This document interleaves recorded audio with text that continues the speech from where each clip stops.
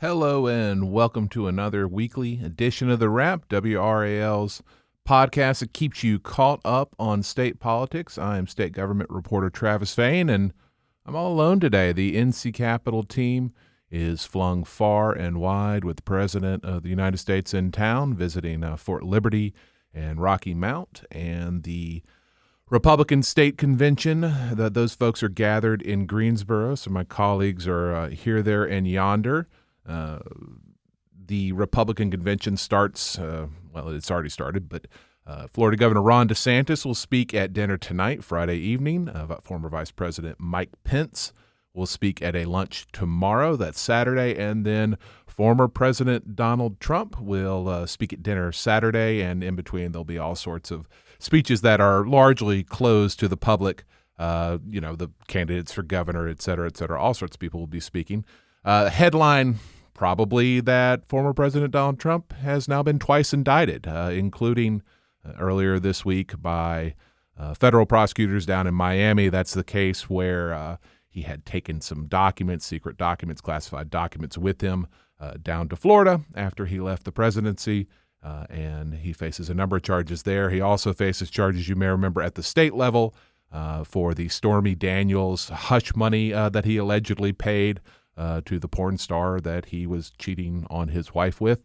These are sentences that no longer sound weird when we say them in politics in the United States. So, yay. I'm sure prosecutors will be listening to speeches that the former president gives. He's actually speaking tonight, Friday night, at the Georgia GOP convention, and I saw a story in the Atlanta Journal-Constitution down there that prosecutors in Fulton County are weighing, of course, charges, yet another potential indictment on election tampering. Y'all may remember the president had a phone call, a perfect phone call, as he said, with the Secretary of State in Georgia, trying to gin up enough votes after the fact to win Georgia's presidential election. So he faces allegations of tampering down there. So the AJC was reporting today, hey, prosecutors are going to be watching his speeches for potential evidence, and I'm sure that goes for our Saturday night event as well. We shall see what he says. By the way, I've got some new polling in the presidential race. Patrick Sebastian, who has been part of Pat McCrory's team over the years, with Opinion Diagnostics, they released some polling this week. I'll just give you the top lines. Trump, heavy favorite among Republican primary voters in North Carolina. This was pre-latest indictment, but I don't know that that's going to move the needle that much. Who knows? Lieutenant Governor Mark Robinson, even more so, even a bigger favorite in the governor's race among Republicans. Medical marijuana, extremely popular in a general election. If you take that body, medical marijuana is very popular. If we had a general election, it would be Trump narrowly over Biden, according to that polling. DeSantis, even stronger over Biden, several points. Robinson over Attorney General Josh Stein by 3 points. And again, that's just some latest polling from Opinion Diagnostics. Speaking of Greensboro and the Republican convention there, my colleague Will Doran is there now. He texted just recently, and he said Tricia Cotham, current state representative, former Democrat, current Republican, the party switcher in the General Assembly, Tricia Cotham, is a rock star in Greensboro. So everybody wants to shake her hand, take pictures with her. She, of course, is the reason Republicans have a supermajority in the House as well as the Senate. Let's talk a little bit about UNC Health. There is a bill that would give them an antitrust exemption, the UNC hospital system. And it has passed the Senate unanimously. The Senate is also in its state budget proposal added ECU, Vidant to that so that they would both have these antitrust exemptions, which aids with mergers, basically. And the FTC, the Federal Trade Commission, put out a letter, I think 4 or 5 days ago, calling the bill unnecessary, basically asking the legislature not to approve it, saying that it would reduce healthcare quality potentially, that it would raise prices potentially, because it leads to more monopolistic behavior. And we've seen these concerns among some in the General Assembly. They have not really been acted on. The bill has moved forward. It does not seem to be moving in the House, though. So the Senate has passed it.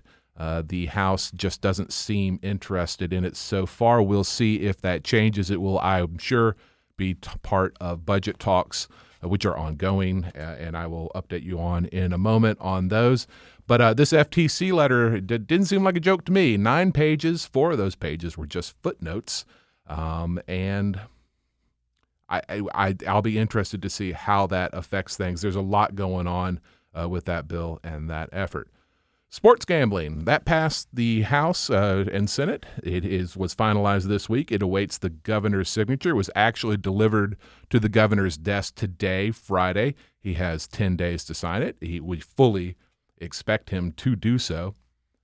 He's indicated support. That may be one where there's a nice bipartisan signing ceremony. Certainly wouldn't surprise me, but he's got 10 days from today. We're still waiting on video lottery terminal and casino language that may emerge. You may remember there's been some talk of allowing of several casinos to build in the state beyond what we have on Indian reservations now, put them in some poorer communities as an economic development, something to spur economic development. There is a casino that opened recently in Danville, Virginia, which is right across the state line. So we're still hearing that this is being discussed, but apparently it's just a discussion. Speaker of the House Tim Moore said Wednesday it's still just a discussion point.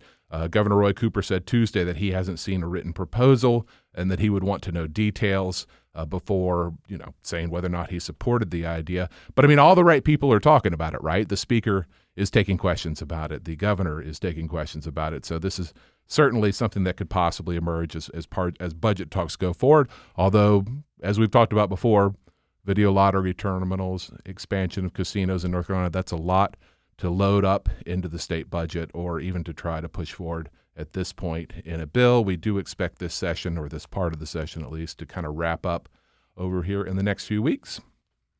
Also on the governor's desk, the Blue Cross Blue Shield bill. The governor said on Tuesday that he's still looking at it, as well as amendments that Department of Insurance Commissioner Mike Causey wants. The governor has 10 days to sign that one, too, although it was presented to him on June 1st. So that 10-day clock expires this weekend. I certainly expect the governor to sign it. He said he is generally in support of the bill. He just has not come out and done so as of this taping at 2:58 p.m. on Friday.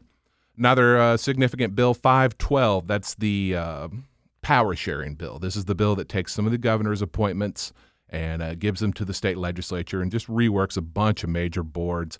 The Board of Transportation is one of them. That is in conference right now. So the House and Senate are trying to work out their differences in the bill. There aren't a ton of them. One thing, though, that was the biggest question in my mind is what happens to the North Carolina Utilities Commission. The Senate wanted to rework some appointments on the North Carolina Utilities Commission, which approves electricity rates, so decides how much you pay for electricity, essentially. The House did not include that language, but the Speaker of the House had indicated to me and some others that they were willing to deal with it. It just they didn't want that exact language. So we will see what happens there. Once those differences get worked out and it passes the legislature, I expect the governor to veto it because it reduces his authority. I expect the legislature to override it. And then I expect a lawsuit because it is a separation of powers issue that we have been over and over again in this state. And you would think that it would eventually be back before the state Supreme Court. State budget. So on Thursday, Senate President Pro Tem Phil Berger said they'd had some good movement. They were making progress. And then he said, but not a great deal of progress on a couple of big top-line issues, which is what to do on tax policy. The Senate wants some more personal income tax cuts, and the House is not so keen on that. They want to kind of wait a little longer because we've already got tax cuts that are planned out for the next several years. They're also maybe not at loggerheads, but disagreeing on one-time money. There's a lot of one-time money in any budget, and particularly in this budget and recent budgets because of the way Medicaid expansion works and the sweetener deal from the federal government on that, and just various other things. That was what he, at least Phil Berger, said was some of the reason they have not finished there. I had a budget chairman in the House tell me today, Friday, that negotiators were taking the weekend off.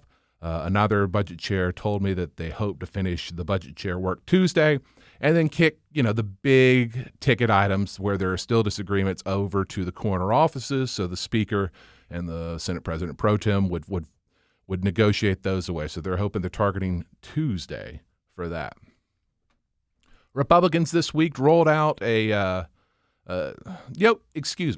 So on Thursday, Senate President Pro Tem Phil Berger said that we might see movement next week on the Board of Elections, so that there might be a bill that deals with the State Board of Elections next week. Y'all will probably remember Republicans tried several times, several ways to change the structure of the Board of Elections. In North Carolina, the State Board of Elections is 3-2, 3 Democrats, 2 Republicans, and every county Board of Election, so I think they typically have fewer members, but it's that same breakdown. So whoever the governor is, their party has a majority of the Board of Elections at the state level as well as at the local level, and Republicans have wanted that to be split evenly. So, either 2 Republicans, 2 Democrats, or more usually, I think the most recent bill that I remember was half Republicans, or almost half Republicans, almost half Democrats, and then like one unaffiliated voter in the middle. So we'll see what that bill does, but it sounds like it's coming out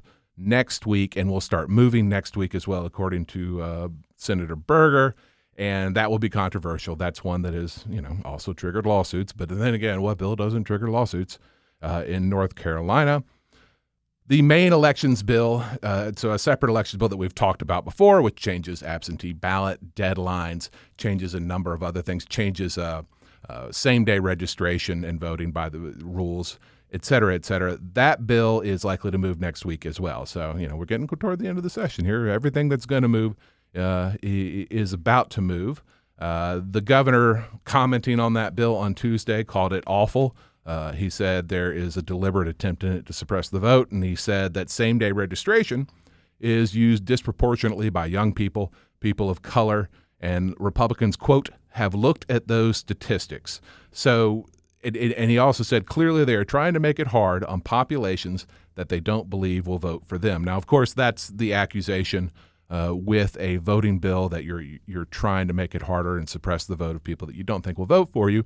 But some of the governor's language just it rung very similarly to language we saw used against a voter ID bill some years ago that the Fourth Circuit Court of Appeals at the federal level eventually said targeted minorities with surgical precision. So again, I'm sure we'll see a lawsuit on that as that bill passes and the governor vetoes it, and then it is veto is probably overturned. Senator Berger responding to some of this criticism and basically saying, look, there is no constitutional right to vote early. There is no constitutional right to do same-day registration.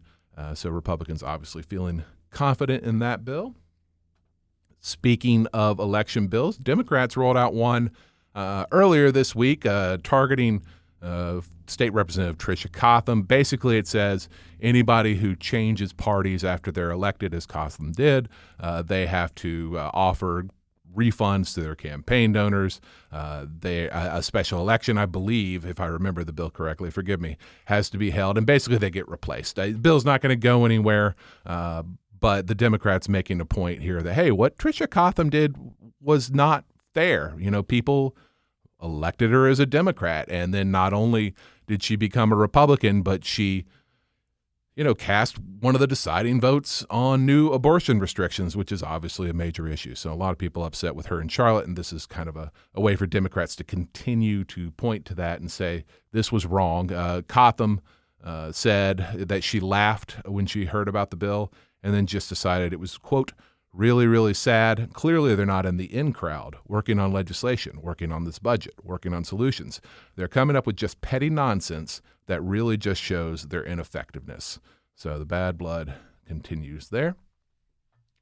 Back to voting. The Alabama the U.S. Supreme Court came out with a ruling this week in Allen v. Milligan, which is a case out of Alabama that deals with racial gerrymandering and whether or not you can do it.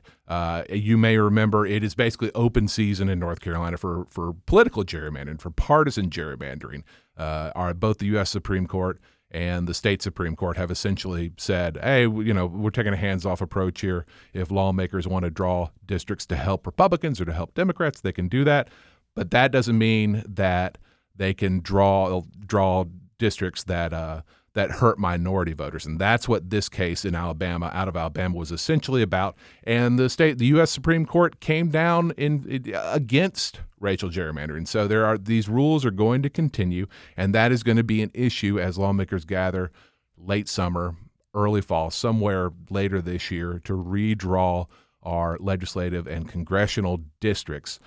They will still have to abide by some of these Voting Rights Act rules that exist and that limit how you can redistrict if it impacts minority voters' ability to choose a candidate of their choosing. Farm bill passed the House this week. This is the annual or biannual. It's a routine bill that deals with a lot of agriculture policy. We understand the Senate is likely to concur. The biggest ticket item in this bill was probably what it does on wetlands.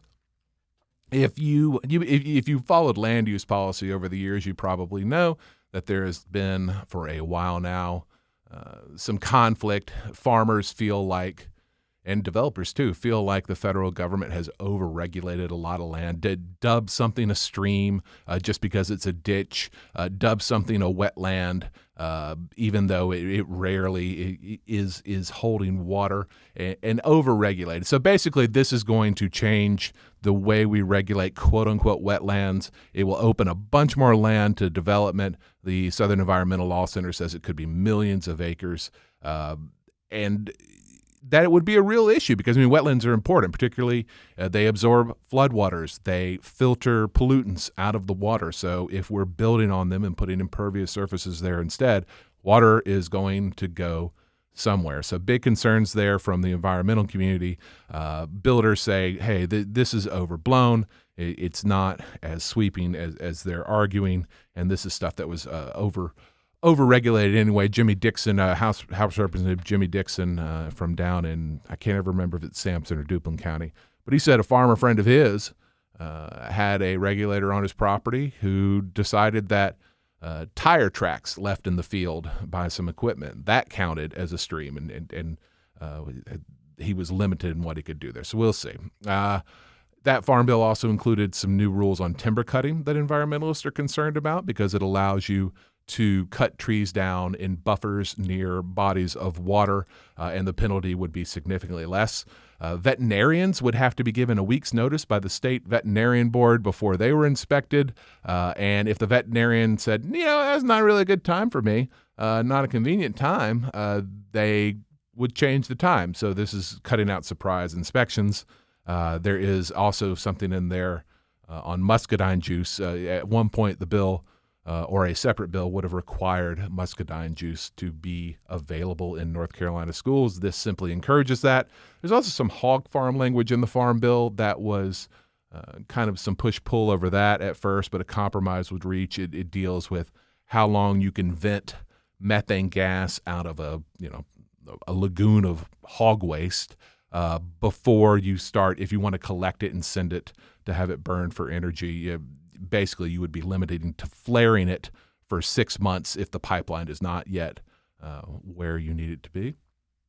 The governor announced a safe firearm storage campaign. That was Monday.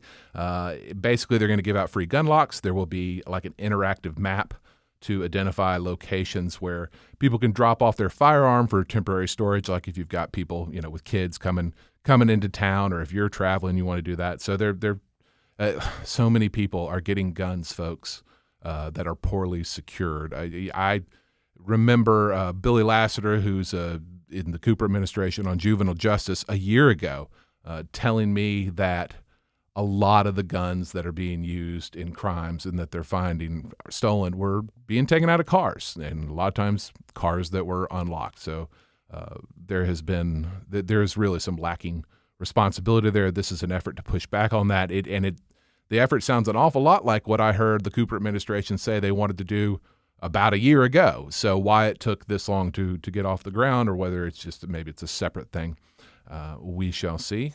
Some quick hitters here. Senator Paul Newton was profiled by the Assembly magazine. I recommend that to you if you haven't read it yet. Fred Von Cannon will be making another run for political office. He'll be running in Congressman Don Davis's district. That news is from Charles Hellwig, who's a well-known Republican consultant here in Wake County. So I assume Mr. Hellwig is helping run that campaign. I hosted our weekly roundtable show this week, On the Record. If you want to watch North Carolina Republican Party Chairman Michael Whatley successfully parry and evade every question I lobbed at him until I was just feeling like I had not done a very good job with the interview. That will be on television at 7 p.m.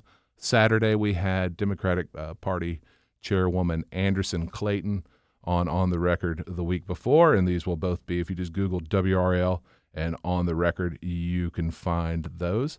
That's about it. Like I said, President of the United States is in the state as I'm recording this, and the Republicans are having their big shindigs in Greensboro this weekend.